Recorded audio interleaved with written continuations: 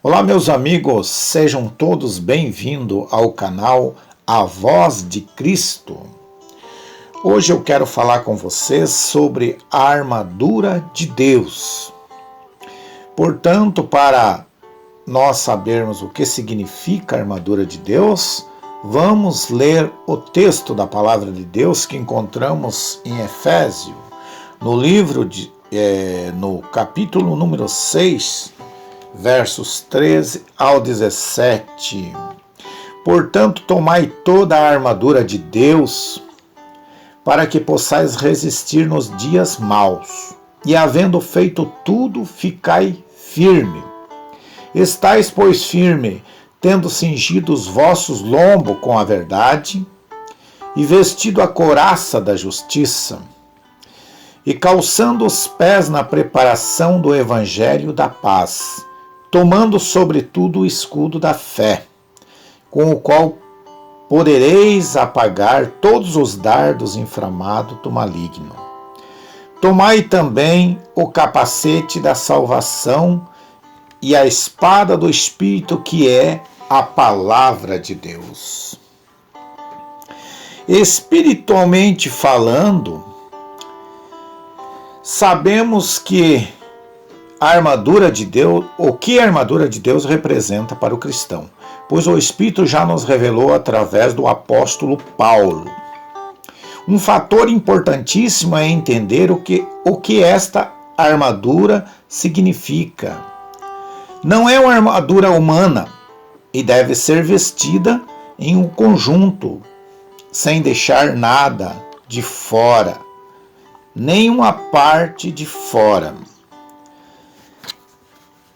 Em Efésios, no capítulo 6, versos 11, também é importante entendermos o que ganhamos, em que sentido somos protegidos, obedecendo ao Senhor, vestindo-nos e revestindo-nos da sua armadura. Precisamos da cobertura de toda a armadura de Deus, assim como um soldado romano da época, Na época de Paulo, precisava armar-se para a batalha. Nenhuma parte ou membro do corpo podia ficar descoberto. Essa armadura era um conjunto de armas metálicas que protegia o corpo do guerreiro. O cinturão da verdade. O cinturão da verdade. O cinturão da verdade é uma cinta larga, geralmente de couro, em que se pendura armas ou ferramentas. O cinto também é um símbolo de proteção. Protege as partes geradoras de vida. Na luta contra as trevas, não estamos cingidos com a verdade. Nos falta a parte essencial da armadura. E se não estamos falando e vivendo a verdade, ficamos estéreis, infrutíferos para o Senhor. João 15:8. A couraça da justiça. A couraça da justiça. A couraça é uma armadura defensiva que cobre o peito e as costas, onde ficam os órgãos vitais. O homem cuja práticas são pautadas na justiça é uma pessoa íntegra em sua conduta. Quando a palavra fala de justiça, fala da justiça de fato, a justiça de Deus, pois a justiça humana não passa de trapo da imundície, diz a palavra. Isaías 64, verso 6. Os calçados da preparação do evangelho da paz. Calcem sapatos que possam fazê-lo andar depressa ao pregarem a boas novas de paz do Senhor Jesus Cristo. Em Isaías 52, verso 7 e Isaías 9, 6, o evangelho da paz é o evangelho do reino, ou seja, a proclamação do governo de Cristo. O teu Deus reina, é a mensagem, este evangelho é de paz, porque na medida em que submetemos ao governo de Cristo, e esse governo vai aumentando em nós, temos a paz de Cristo governando nos nossos corações. Os pés são a base do corpo, dão sustento e levam o corpo ao seu destino. Os pés representam nosso andar. Calçar os pés com a preparação do Evangelho da Paz representa o ide do Senhor Jesus Cristo. Mas não só isso, quer dizer que devemos ir preparados, treinados no Evangelho do Reino. Sem pertencermos ou pervertermos o Evangelho de Cristo. Andamos nele em santidade de vida. Mateus 28, 18 e 20. Gálatas 1, 6 e 11. O escudo da fé. A fé revela nossa limitação e incapacidade, e por isso mesmo, nossa confiança em Deus, que tudo pode. Além disso, a fé nos protege dos dardos inflamados do maligno. Justifica-nos. Romanos 5 e 1. Agradar a Deus. Hebreus 11, 6. O justo vive pela fé. Hebreus 10 e 38 se expressa em obra e fruto revela a árvore. Tiago 2 e 17. Vale lembrar que, numa batalha em campo aberto, o soldado fica mais protegido dos dardos inflamados lançados pelo inimigo. Quando se juntam, fazem seus em vários escudos, parecendo um só. Quando estamos juntos na fé, é aumentada, a nossa fé é aumentada. E assim não somos atingidos facilmente. O capacete da salvação. O capacete da salvação. O que é o capacete da salvação? O capacete protege a cabeça. Na cabeça está o cérebro, outra parte vital do corpo. No cérebro está o que chamamos de mente, ou os pensamentos. O capacete da salvação protege a nossa mente das mentiras do diabo e da influência do mundo. Romanos 12 e 2, Isaías 60 e verso 18, devemos nos revestir da salvação. 2 Coríntios 6 e 41, a espada do Espírito. A palavra de Deus, a Bíblia, é muito importante nesta guerra, pois traz a cura para as feridas causadas pelo inimigo. Salmo 107, versos 20. E também porque corremos risco de morte quando não a conhecemos ou a rejeitamos. A pregação da palavra de Deus também gera fé nos nossos corações. Romanos 10 e 17 é fiel e digna de toda aceitação. Devemos abundar-nos na palavra, ser bem manejada. Aquele que maneja bem a palavra da verdade, diz a Bíblia, é pregada em tempo e fora de tempo. 2 Timóteo capítulo 4 e verso 2. Quanto ao mais, sede fortalecido no Senhor, na força do seu poder, revestir vós de toda a armadura de Deus, porque temos que esta orientação do Espírito de Deus, porque estamos em guerra, e nosso inimigo não são carnais, mas os mais espirituais, e muitos audaciosos. Estamos em luta, em plena guerra, em uma batalha espiritual.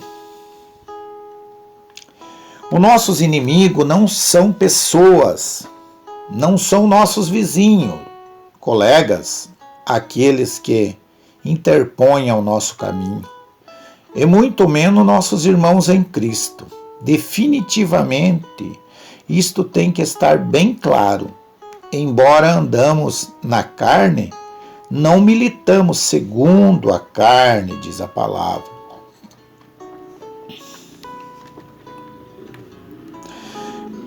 Porque as armas da nossa milícia não são carnais, e sim poderosas em Deus, para destruir as fortalezas, anulando toda altivez que se levante contra o conhecimento de Deus, levando cativo todo pensamento à obediência de Cristo. 2 Coríntios 10, 3 a 5. Contra essa corja de inimigo, não podemos lutar de qualquer jeito, nem com qualquer arma, nem tampouco usando armaduras humanas. 1 Samuel 17:38. Em Atos, no capítulo 19, e versos 13 a 16, vemos que a autoridade delegada por Jesus em Lucas 10:19 é estrita aos seus discípulos, aqueles que sob o seu senhorio, aqueles que andam com ele e por ele são enviados. Marcos 3 e 13 ao 14. Não existe poder mágico nas palavras, e sim no nome de Jesus. Há poder no sangue de Jesus.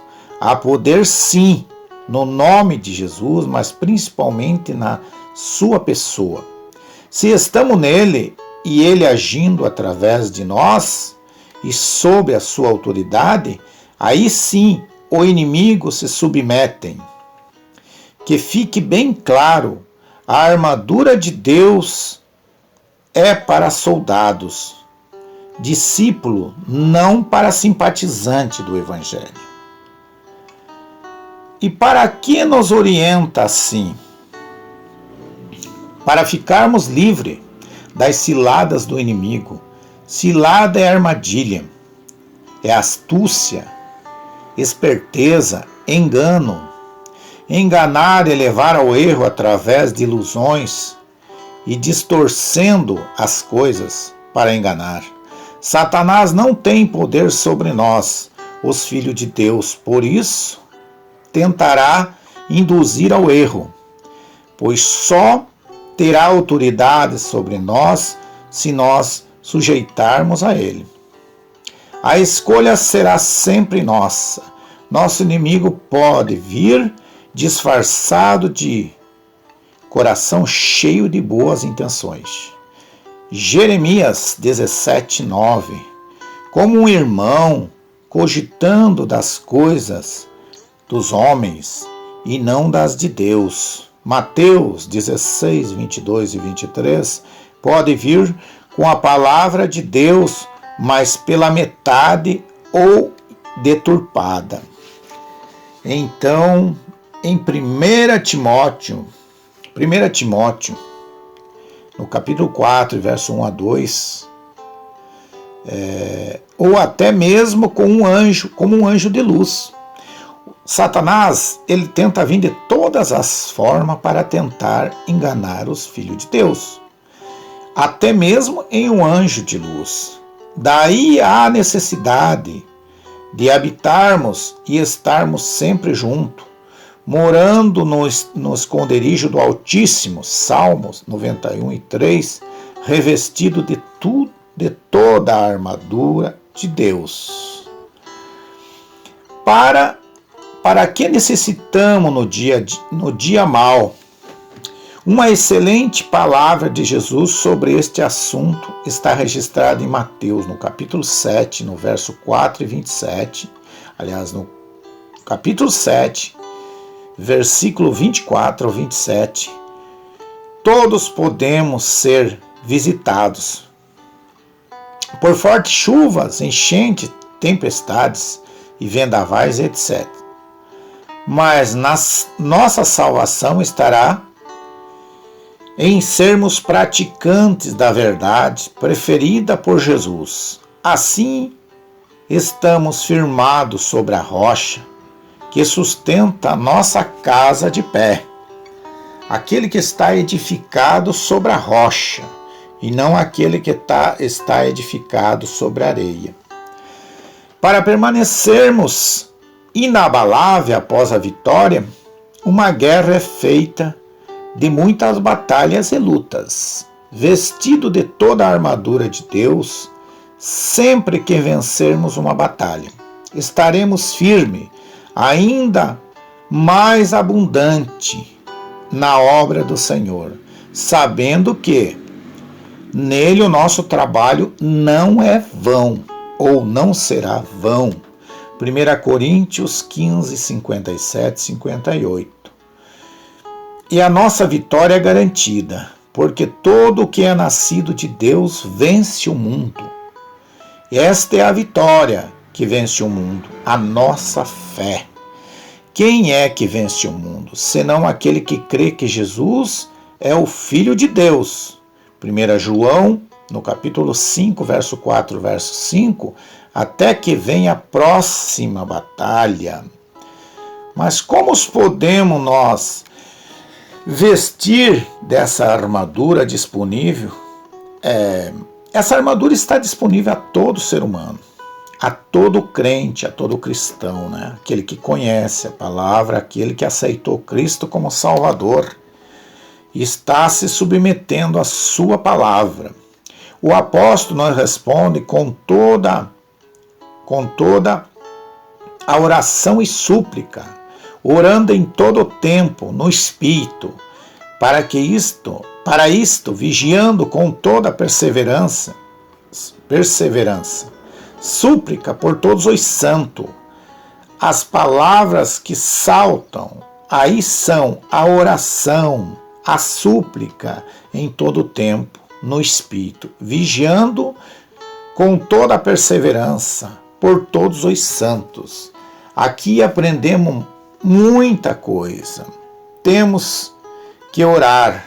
1 Timóteo, capítulo 1 e verso 4. Orai sem cessar.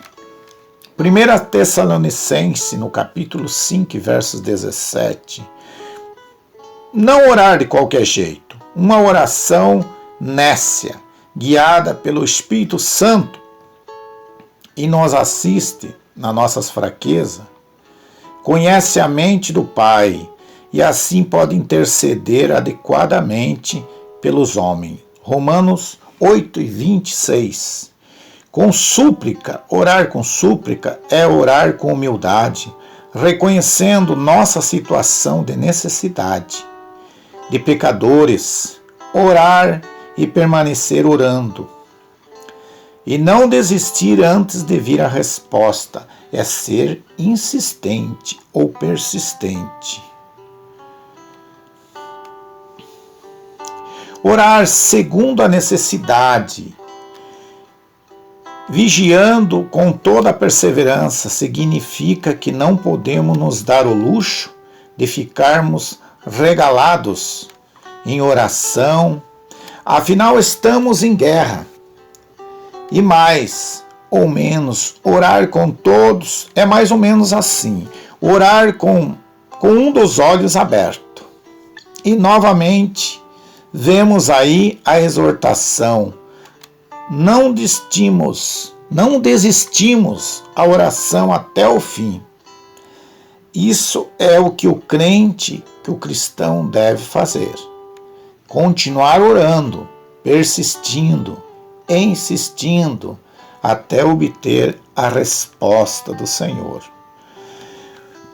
Por todos os santos, nossa oração e súplica não pode ser egoísta, voltado apenas para os nossos problemas pessoais. Pois, enquanto buscamos o reino de Deus, a sua justiça, a nossa necessidade serão prontamente supridas pelo Senhor. Mateus, versos 6, capítulo 6 e versos 33. A maior parte do nosso tempo de oração deve ser destinada à intercessão pelos outros. 2 Timóteo, capítulo 2 e verso 1. Conforme o exemplo deixado por Paulo, que fazia isso pelos seus amados irmãos, em Filipenses 1, 3 e 4, certamente sempre guiado em suas orações pelo Espírito Santo. Isso é o que devemos fazer, meus irmãos: buscar ao Senhor, nos revestir da armadura de Deus, da espada da fé, capacete da salvação, preparando o nosso calçado na preparação do Evangelho da paz. Assim, buscando o Senhor e orando sem cessar. Fazendo isso, nós estaremos prontos, preparados para a batalha do dia a dia, para a guerra espiritual. E o Senhor com certeza nos dará a vitória. Você que gostou desta mensagem, meu amigo, inscreva-se no canal, deixe seu like e que o Senhor Jesus abençoe a sua vida e a sua família.